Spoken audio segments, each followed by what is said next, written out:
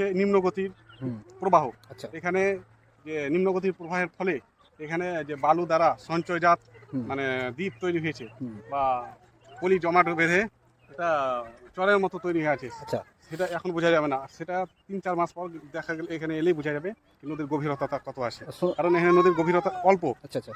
হ্যাঁ, পানিটা মানে যেটা মিডিল দিয়ে যাওয়ার কথা সেই জায়গায় না গিয়ে অন্য সাইড দিয়ে যেয়ে সেই জনবসতি এবং জমি, চাষযোগ্য জমি কেটে যাচ্ছে। আচ্ছা আচ্ছা।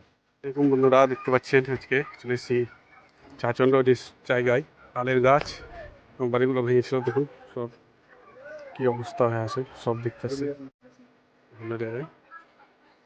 বাড়িগুলো এখনো পর্যন্ত ভাঙছে, প্রচুর লোক এদিকে।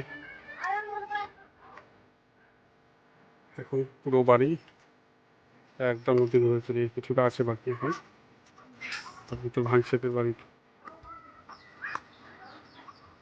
কষ্ট, যার বাড়ি ভেঙেছে সেই জানে।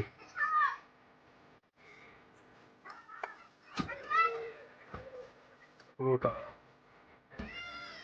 তো দেখতে পাচ্ছেন, বাড়িঘর নদীর গর্ভে তলিয়ে গেলে কতটাই কষ্ট হয়, তার থেকে অধিক কষ্ট, তার বেশি কষ্ট। যার বাড়ি ভাঙে সেই বুঝে কতটা বেদনাদায়ক এবং কষ্টকর, কারণ বাড়ি মানে সব চলে যাওয়া একদম এক জায়গা থেকে আরেক জায়গা। এগুলো সব ভেঙে ফেলে দিচ্ছে নাকি?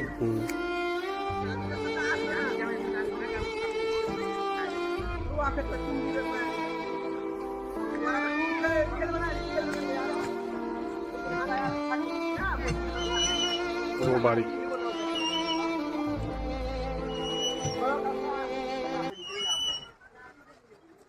এসসি থেকে এসেছে নদী পরিদর্শন করতে। তা দাদা এখানে দেখে কি কি দেখলেন আপনি? অনেক কিছুই দেখলাম। তো আপনার ভাবনা চিন্তা কি মনে হয় যে আর কি ভাঙবে না অনেক যেমন আছে তেমনই থাকবে? এখন তো নিজের আমি তো সাধারণ একদম ক্ষুদ্র একটা মানুষ, আমি কি করে বলবো, সেটা উপরওয়ালার হাতে। আচ্ছা আচ্ছা আচ্ছা। আরেকটা আমি বলছি, এ দাদা এসে অনেক দূর থেকে, সেই ডোমকল রানীনগর থানা এলাকা থেকে, হ্যাঁ তো আমাদের সঙ্গে এসে পরিদর্শনে হ্যাঁ। এখানকার পরিস্থিতি কেমন আছে, গঙ্গা ভাঙনের এখন ভাঙছে না ভাঙে না এই জিনিসটা দেখতে এসছে। তো আপনাদের দেখাবো গঙ্গা নদীর পরিস্থিতি কেমন আছে। দেখতে পাচ্ছেন কত বড় নদীটা, এই নদীতে জলস্রোত চাপ, সেই চাপ সেই ধারণ ক্ষমতাটা নাই। কেন বলছি, এর ফলে নদীর যে এটা হচ্ছে নিম্নগতির প্রবাহ।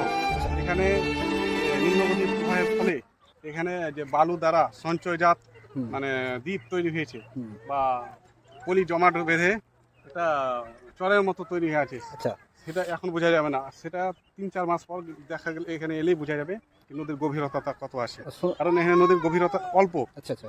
হ্যাঁ, পানিটা মানে যেটা মিডিল দিয়ে যাওয়ার কথা সেই জায়গায় না গিয়ে অন্য সাইড দিয়ে যেয়ে সেই জনবসতি এবং জমি, চাষযোগ্য জমি কেটে যাচ্ছে। আচ্ছা আচ্ছা।